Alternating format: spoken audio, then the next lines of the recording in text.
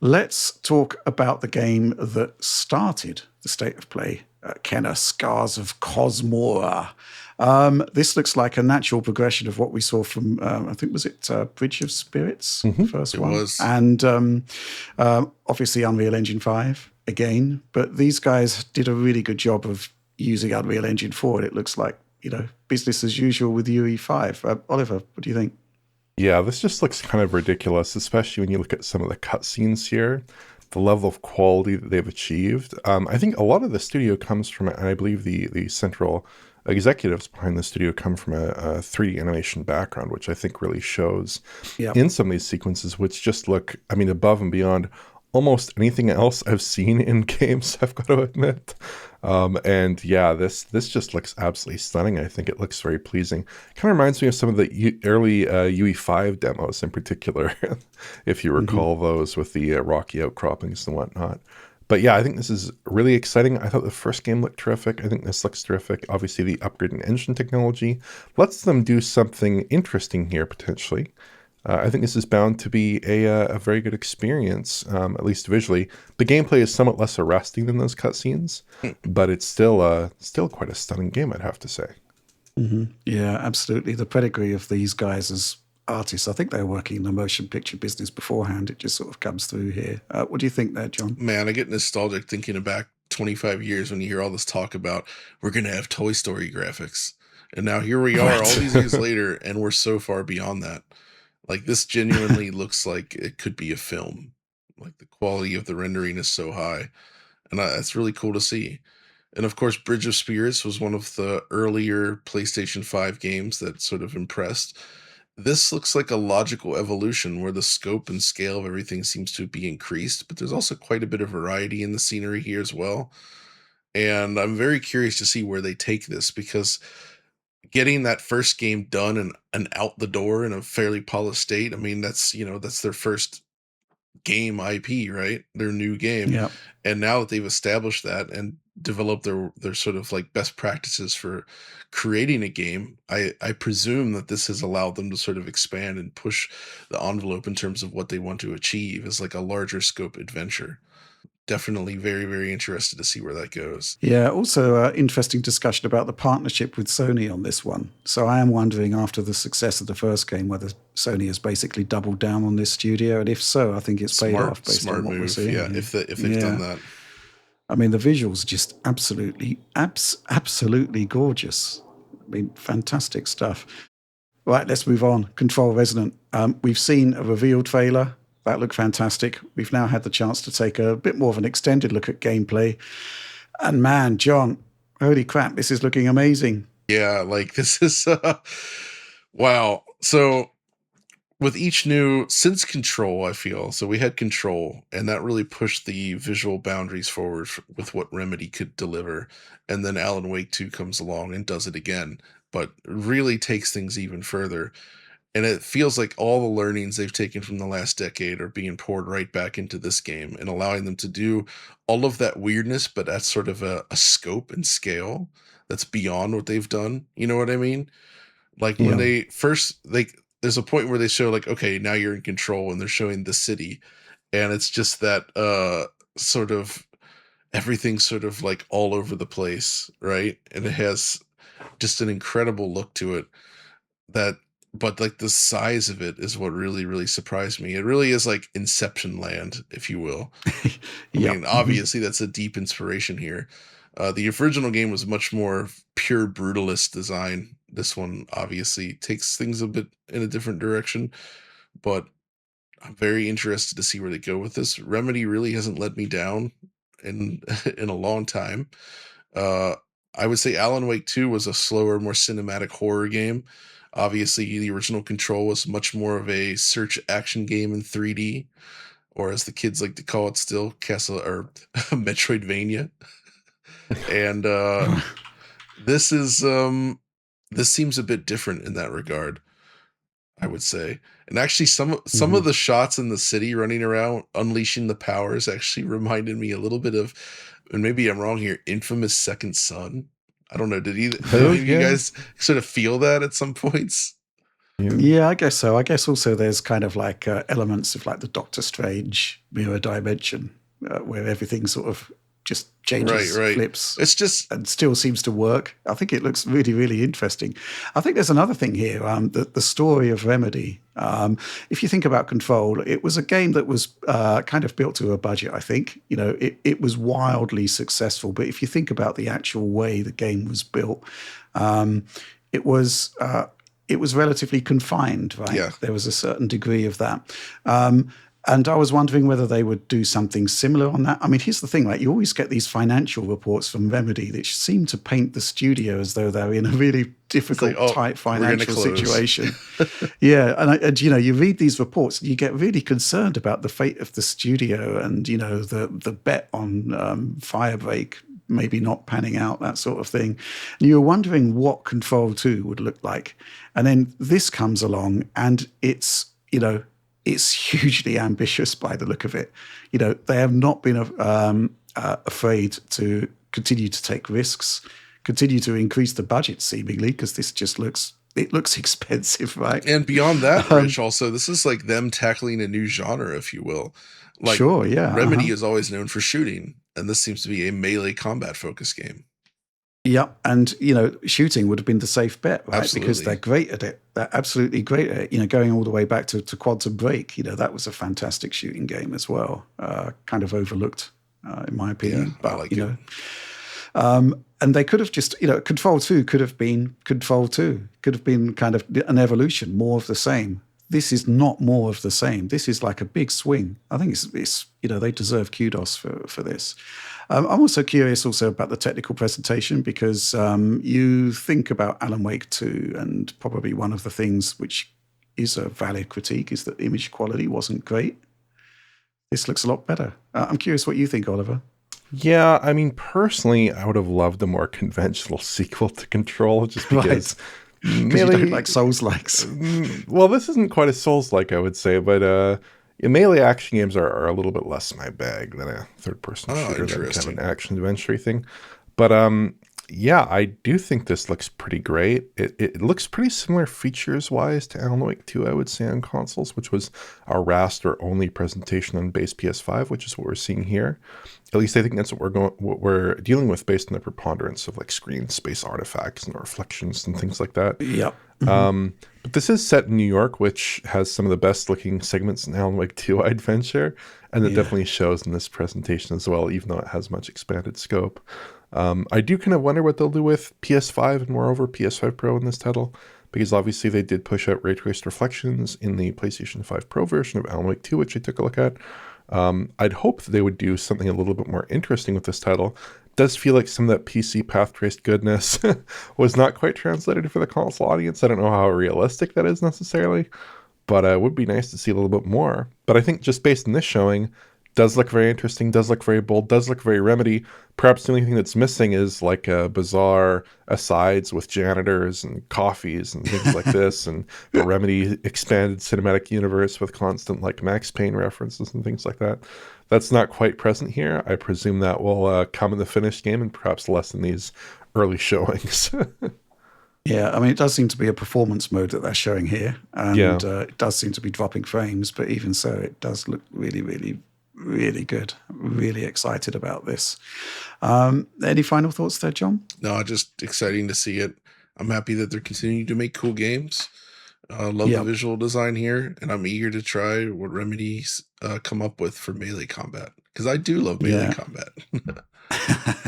I guess the other thing, of course, is that Remedy are all in on PC, and I'm fully expecting that we're going to be seeing an evolution of that engine looking great on PC, and it will have the path tracing loveliness. One hopes. I mean, we still use control and like benchmarks, I feel, and like you still see that floating around a lot, right? So yeah, absolutely. Okay, let's move on.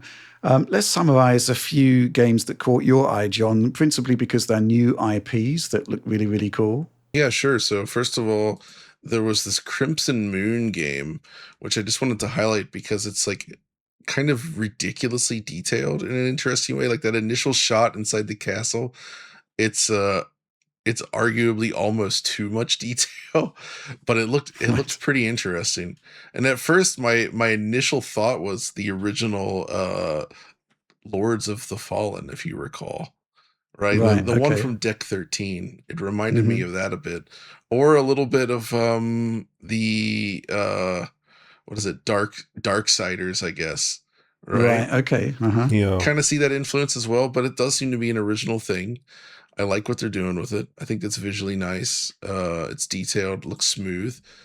Then there was Yako Shinobi Ops. Did you? So I don't know. First of all, have any of you guys played the old Tenchu games? Oh man. No. I mean, we're talking decades, They John. kind of reference that But because Acquire, which I mean, not to say there's a bunch of shared staff here anymore, but Acquire was originally behind that series, and yeah. Shinobido as well, I believe. But this is a Tenchu style stealth action game that does seem to have co-op as well.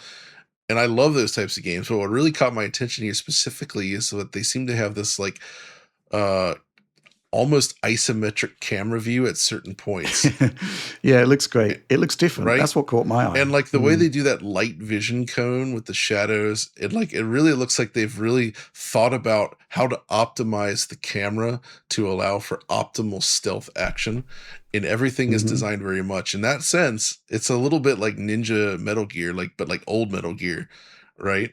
Where you have this very obvious vision cone and understanding of what's happening around the player, and you can sort of react to it, and it's all about sneaking. I mean, they even had like the equivalent of the cardboard box in here. Come on now. Yeah. So like this feels like a fun take on that sort of ninja stealth action game, and I really really like what they're doing, and it actually felt unique, which is cool, right? Hmm. Uh Yeah, as I said, it stood out because it was different. It was different from the norm. Looked fantastic, I thought. And there was another game that we wanted to talk about as well, Project Windless. so this was a Crafton thing, and Yeah. I only wanted to mention it because I feel like this is going to be meme worthy at some point because you seem to play as a giant chicken man. At first, I Yeah. thought when they showed the giant chicken man, I was like, "Wait, is this just like Fortnite?" But then, like, no, they're like deadly serious. It's deadly serious, but it's Chicken Man. I'm sure they're thinking like Black Myth Wukong or something like that but like we got these animal characters based on legends or something. I mean, this is based on a novel, I guess they said. Um, Hmm. I'm not familiar with what this is based on at all, but I really I love seeing giant chicken man who's much larger than everyone else that he's fighting, just like plowing through fields of enemies. And I think the visuals look really really slick. It's presumably Unreal Engine 5. It almost certainly has to be. Right. Mm. I don't know. I mean, it has that look at least, but Yeah. I think that's cool. So that's just another new IP game, but it is slash action. So Oliver's fallen asleep, I think, just looking at it. But come on, Oliver. Look, they got the shot where there's like thousands of dudes in the scene, and it actually looks convincing, and it's got a giant chicken man. I'm Yeah. happy you're happy, John. Oh, thank you, Oliver. You're the Are best. you telling me? Are you telling me you've never wanted to be a buff humanoid style chicken in a video game? It's never really crossed my mind before. I might have to think Okay. on that for a while, Rich. Buff Okay. chicken Fair man. enough. Buff chicken man. Okay, let's continue with a roundup of everything that beyond what we've talked about caught our eye. John, Rayman 30th Oh anniversary. man, Rich, this is very personally exciting to me. I love the original Rayman. I really, really do. It's one of my favorites. And it's also one of the first and most fascinating multi-platform games I can ever recall. Because every version and often regional variants has differences in a way that's I never even understood, and I hope this collection addresses it because this is a digital eclipse joint with museum pieces and interviews and everything going on.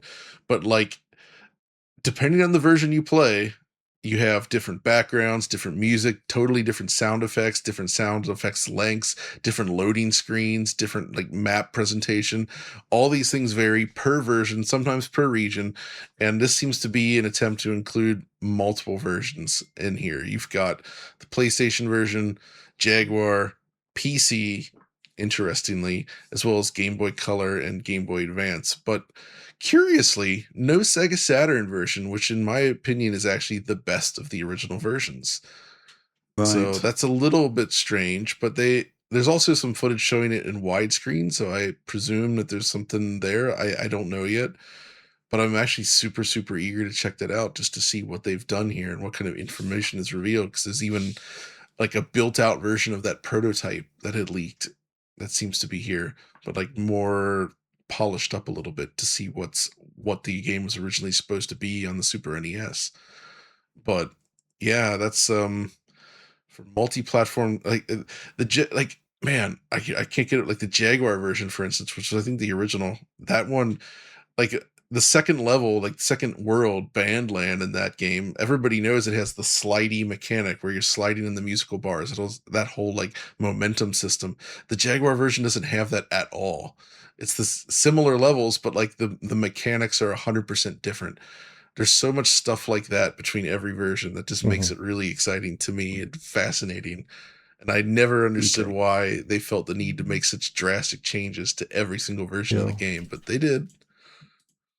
We got a supporter question here, actually, from 1040 STF, John. I'm super thrilled Rayman is back, and I'm sure John is too. Well, he is, as you've just discovered. Yes. But can I be allowed to be concerned about the Digital Eclipse handling that game? They're notorious for emulation with heavy input lag, like with the Teenage Mutant Ninja Turtles collection, the Street Fighter collection, or the Mortal Kombat collection with a K. And I don't think a game as hard as Rayman needs more input lag. Ouch. It's a valid concern. I agree. I mean, Rayman... I mean, seriously, Rayman 1 on everything, or the PlayStation, Saturn, and PC version specifically, is one of the hardest platforming games ever made, I would say. It's so brutally difficult. And they actually do have some enhancements to allow you to sort of tune the difficulty this time. But yeah, if the input lag problems persist here, that's not going to be good. But we'll find out. Okay. Yeah. Just a few more things they announced. They're bringing DOA 6 back, but they also announced a next generation Dead or Alive, and they showed a very little teaser. That looks cool. They're remastering Legacy of Kain Defiance and including a bit of a canceled prototype in there as well, which is cool. And then also a 2D action Legacy of Kain game, Ascendance. There's Rev Noir from Konami, which is an original looking RPG, so I'm curious to see where that goes. We got John Wick from Saber Interactive, which not much shown here, but potentially very cool. And then, First Light 007, which I think we're just waiting to play the game at this point. But overall, I feel like the show was pretty good. I mean, a lot of the stuff was like known quantity, but I'm happy with what they showed, and there's going to be a lot of great games in there. Yeah, I think they did a fantastic job of basically saying to the PlayStation audience, there's a ton of great games coming this year, something for everyone almost. I thought it was really, really, really cool. Oliver, what's your summary? Yeah, something for everyone. Maybe not something for me. I don't know. Galactic Racer. Galactic Racer was a big highlight for me, but the rest of it, like, obviously I see the merit in Saros, in Castlevania Belmont's Gate, and Silent Hill Townfall, and all these different games, Crimson Moon, whatever. Lots of exciting stuff in there, your Rooster Combat title, but they just weren't quite up my alley in the sense that, like, a cool new platformer, a cool new racing game, or a new Doom game, things like this are a little bit more up my alley. So it wasn't quite my showing in the same way that, like, I felt like, for instance, last week's Nintendo Direct was a really interesting showing, even though it had far less games in the ringer for that. But yeah, I think this was a strong presentation judged objectively. It just wasn't a strong presentation in terms of my own very baroque personal preferences. Fair enough. I think there's also something to be said from the fact that it is ultimately like just trailers. Actually going hands-on with a lot of these games, I think, will be quite different for you. Just have to wait and see, really.